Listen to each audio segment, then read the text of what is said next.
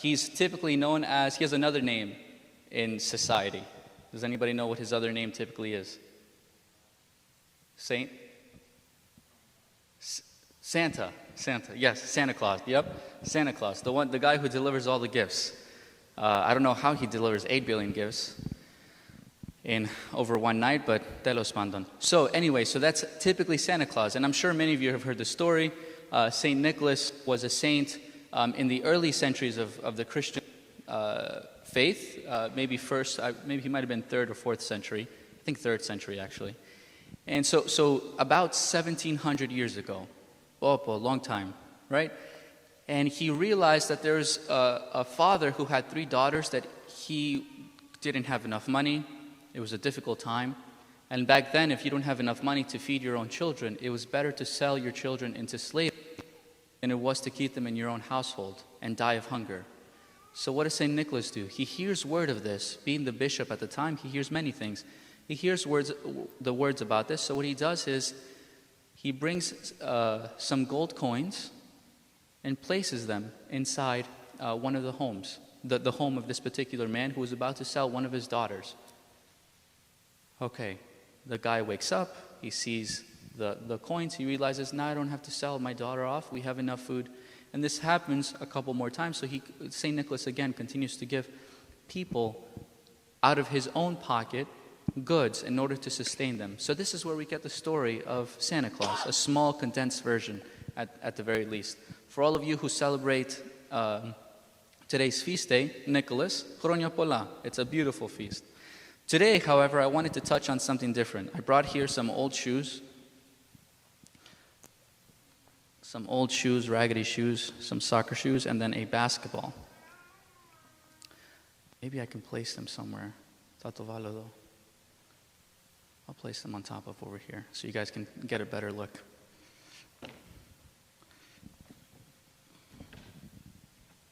Can you guys see that okay? I'm trying to present it like they would at the store. All right, and then a basketball.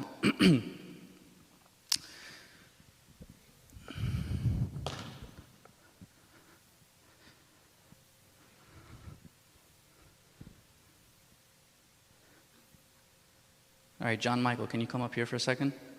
Can you confirm for me that these are old? Do they look brand new or anything? They look brand new? Look at that. Do you see the scuffs right there? Do these look used at all? Okay, kind of. Thank you. What about the basketball? Does this look new?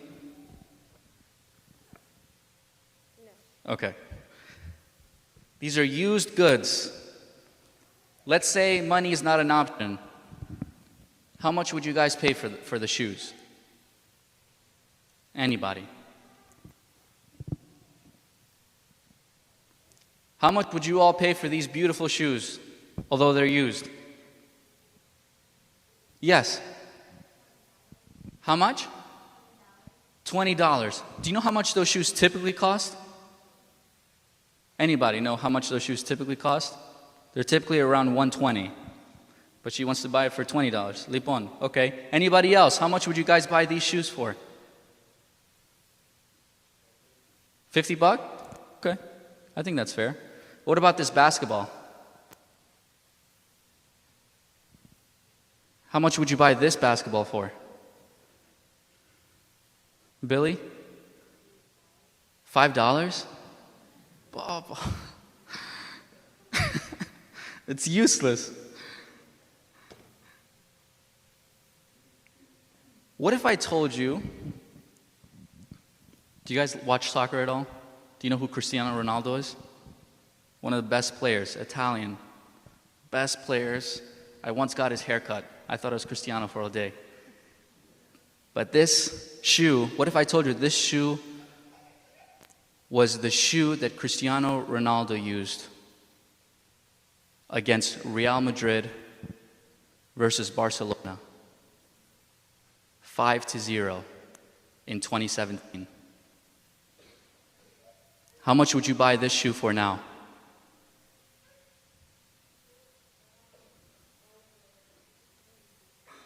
Over $600? Yeah, $600. Yeah, I bet. What about on eBay? How much could you sell this for? A lot. Thousands, thank you. That's a little bit more accurate. You could probably sell this for thousands of dollars. What if I told you, and you can see a small signature right there, that this was the basketball that Michael Jordan practiced with every single day?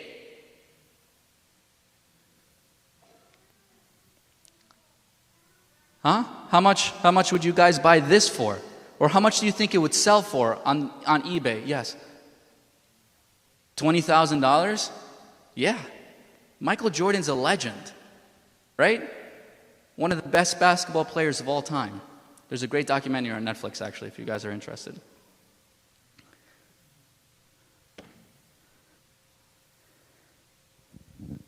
Somebody wanted to buy the basketball for $5, and now they want it to go for thousands of dollars. The same for the shoes, $20, $50, but now we can even sell it for $600, or more accurately, thousands of dollars.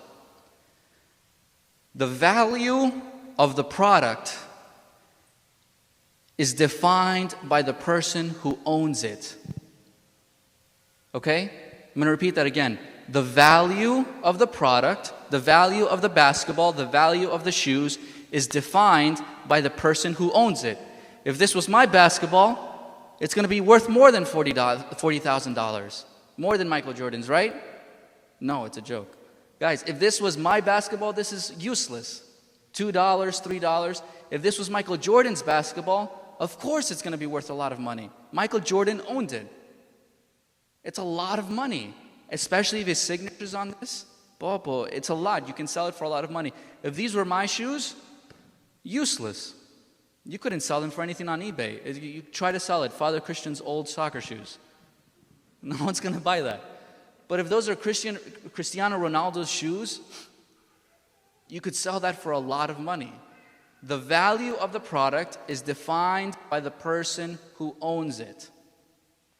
Okay? Those products have value, exponentially increased, more than what you would actually pay for a regular basketball or regular soccer shoes because of the people who owned it. Now my question to you, beautiful and intelligent people, is who owns you? Anyone. Who owns you? Yes. God. Do you own yourself? Did you cause yourself to be born? Okay. But you answered rightly, God. God owns you. If God is the owner, how much value do you have? A lot. Priceless. The value of the product is defined by the person who owns it, okay? You are owned by God. God owns you. How do we know that? Yes, we were made by Him, but there's a clear, specific, historical fact that happened that indicates for us that God owns us. And we see it almost every single day, and it's right there. The cross. Christ, we hear in the scriptures in the epistle of Paul, Christ, by dying on the cross, by Him dying on the cross, purchases all of us from the wages of sin and death. He purchased us on the cross. That means that with His own life, that's how much of value you have. You are defined. Your value is defined by the person who owns you, and in this case, it's God, which gives you infinite value. You are priceless. You cannot be defined by a price. You cannot sell yourself off for anything, for any price or any tag or nothing. You have infinite value as a human being simply by the fact that you're made in the image and likeness of God. Simply by the fact that God on the cross gave His life for you. and you, Nikki, and you, Billy, and James, and Teddy, and so forth. He gave his life for you. For God so loved the world, John 3:16, that he gave his only begotten Son, so that everyone who believes in him should not perish, but have eternal life. For God so loved you, for God so loved me, Father Christian, that he gave his only begotten Son.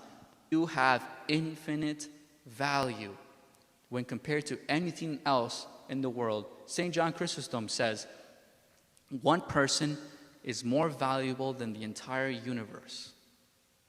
And the universe expands and goes forth and on and on and on. One person has more value than the entire universe. Your value is defined by the person who made you, God, by the person who purchased you, Jesus Christ, by him dying on the cross. It's an important fact to remember. It's important to ingrain that in your heart and your soul. And I say this today with the Goyans who were with me last night.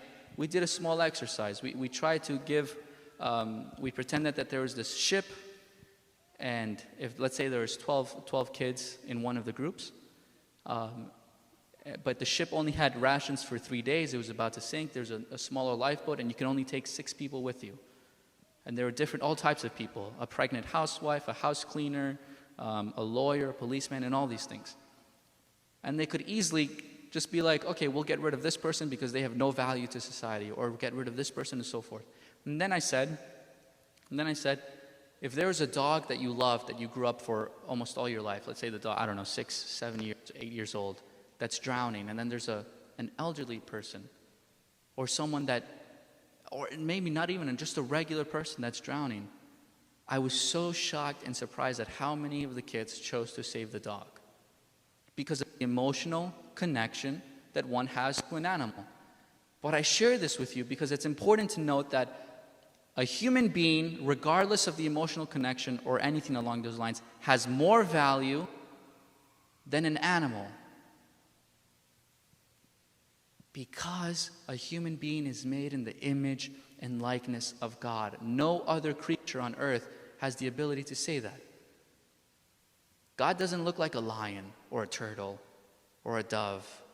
He looks like a human being because we are made in that image on the cross. So your value is defined by the person who owns you. The person who owns you is God. And Jesus Christ purchased you with his own life. Amen.